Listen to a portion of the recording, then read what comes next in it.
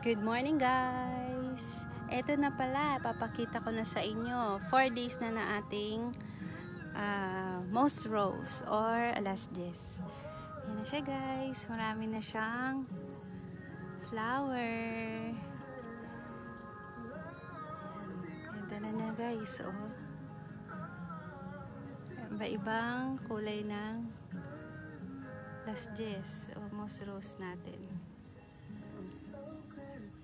Yung palang magtututo na yan, nagmi-mate yan ng color niya. Yan. Tapos nakagawa na rin tayo ng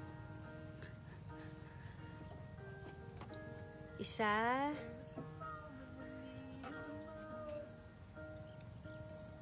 dalawa, tatlo,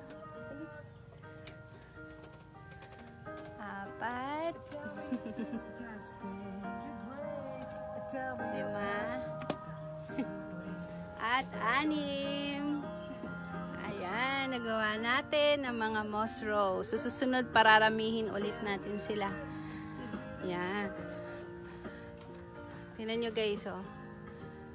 Ang white moss rose. Malapit na siyang bumuka. See you guys! Mga plantito-plantita dyan.